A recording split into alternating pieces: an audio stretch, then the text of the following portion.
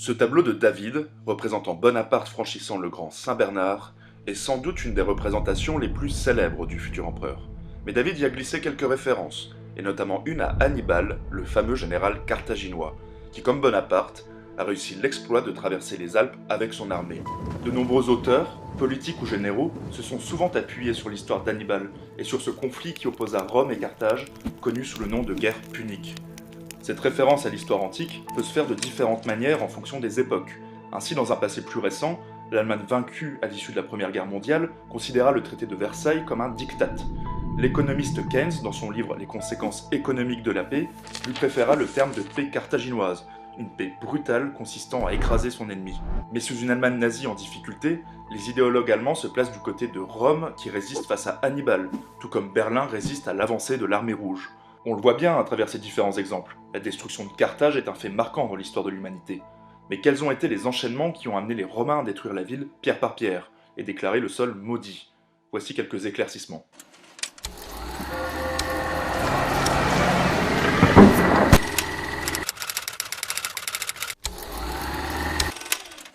Alors pour bien comprendre cette histoire de guerre entre Rome et Carthage, on va tout d'abord jauger les forces en présence à la veille de la première guerre punique. Donc Carthage est une ville située au nord de l'Afrique, environ 15 km au nord-est de l'actuelle Tunis. C'est une civilisation qui dispose d'une façade avec la Méditerranée, ils sont donc très logiquement tournés vers le commerce maritime. En même temps, ils ont été créés en 814 avant Jésus-Christ par les Phéniciens, et les Phéniciens étaient connus pour être des commerçants navigateurs. Alors Carthage signifie nouvelle ville en phénicien, mais je me suis toujours demandé pourquoi on parlait de punique lorsqu'on parlait de la civilisation carthaginoise.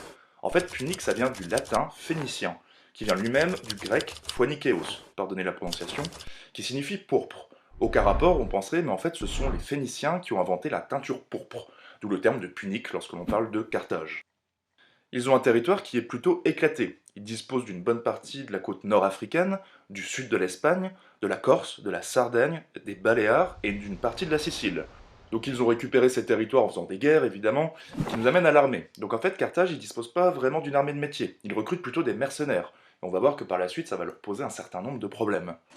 Comme je vous le disais, la civilisation carthaginoise est tournée vers le commerce maritime, ce qui fait qu'ils ont sans doute un des plus gros ports de l'Antiquité. Ils ont également une flotte militaire assez impressionnante pour se protéger des pirates qui sillonnaient la Méditerranée. Mais ils ne sont pas exclusivement commerçants, ils sont également très doués en agriculture et en arboriculture. On parlait d'ailleurs à l'époque des vergers de Carthage. Donc ils cultivent plutôt des produits méridionaux, donc l'olive, l'amande, la figue, la grenade, puis le raisin, pour faire du vin, évidemment. Déjà à l'époque ça picolait pas mal. Concernant les institutions, on ne sait pas grand-chose. Cela devait ressembler à une république, il devait y avoir des conseils qui devaient élire des représentants, que l'on appelait des suffètes. On sait également que le poids de l'opinion populaire était assez considérable.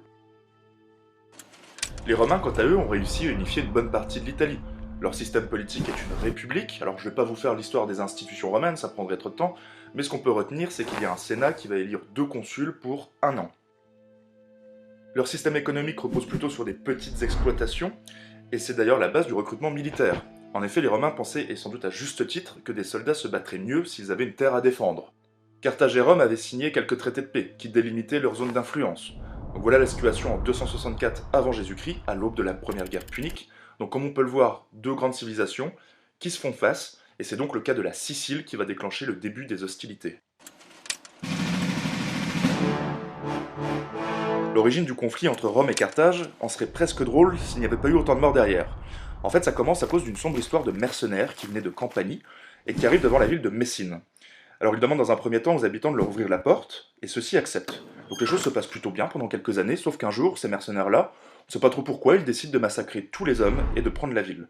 Donc on assiste déjà là à une belle trahison de la part de ces mercenaires. Ils vont se renommer d'ailleurs par la suite les Mamertins en l'honneur du dieu Mars, qui était le dieu de la guerre, ce qui montre un petit peu leur prédisposition à la bagarre. N'empêche que cette histoire, ça inquiète le roi de Syracuse, Hiéron II, qui décide d'envoyer des troupes vers la ville de Messine. Les Mamertins, devant la menace de Syracuse, appellent à l'aide les Carthaginois, et ceux-ci acceptent d'envoyer une garnison dans la ville de Messine. Et c'est là que va se produire la deuxième trahison qui est juste exceptionnelle.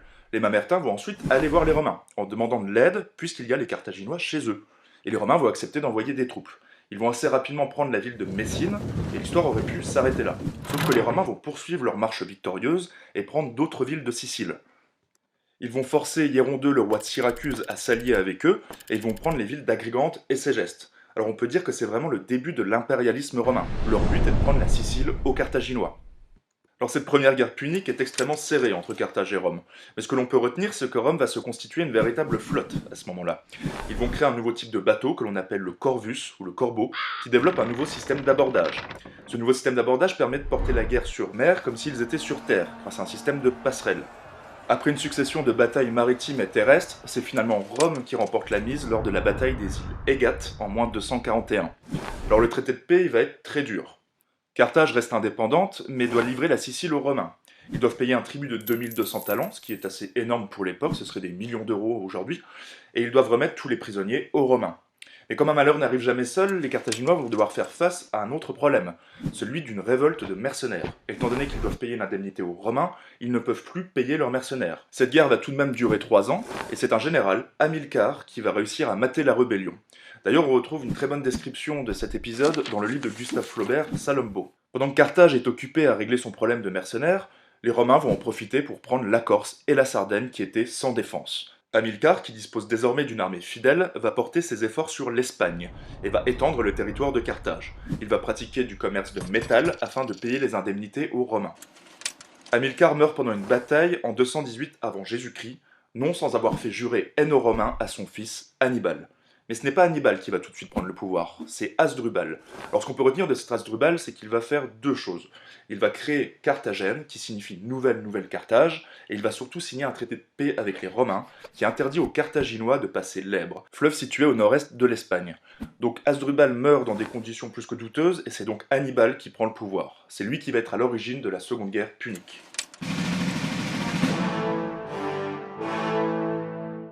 Hannibal s'est préparé pendant des années à aller défier Rome, et il ouvre les hostilités en posant le siège devant la ville de Sagonte, qui était une ville sous protectorat romain. Donc les Romains ne réagissent pas tout de suite, ils envoient des ambassades et ils préfèrent temporiser, trop occupés à faire la guerre en Illyrie.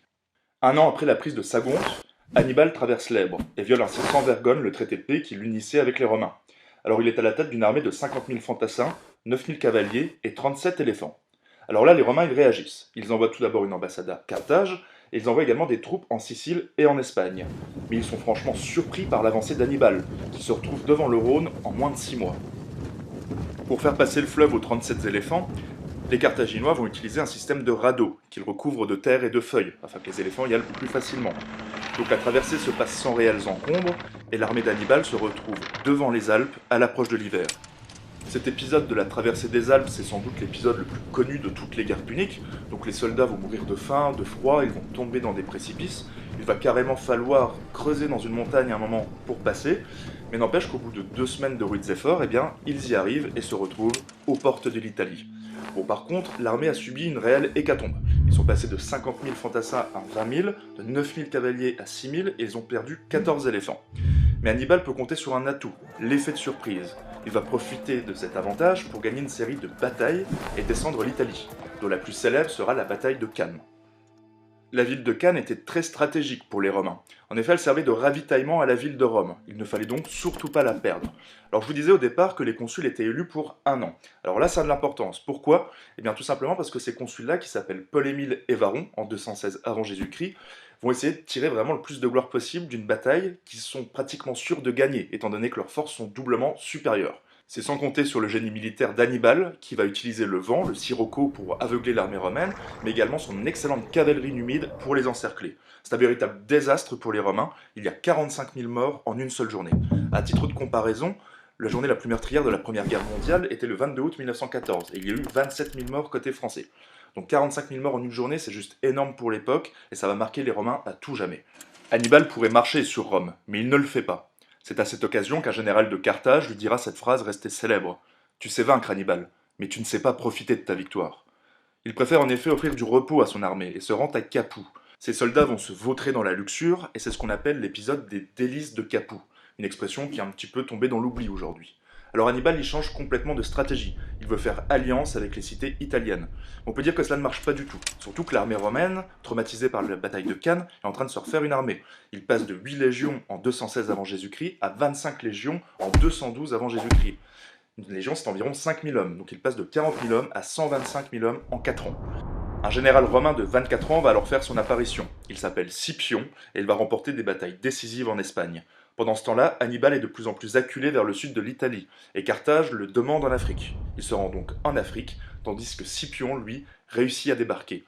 La bataille décisive aura donc lieu à Zama en 202 avant Jésus-Christ, et Scipion défait l'armée d'Hannibal. C'est d'ailleurs ce qui lui vaudra son surnom de Scipion l'Africain.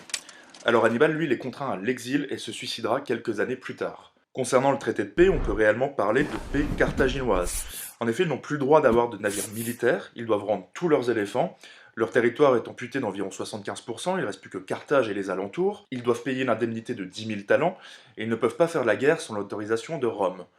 Alors c'est ce dernier point qui va réellement poser problème et provoquer la destruction de Carthage.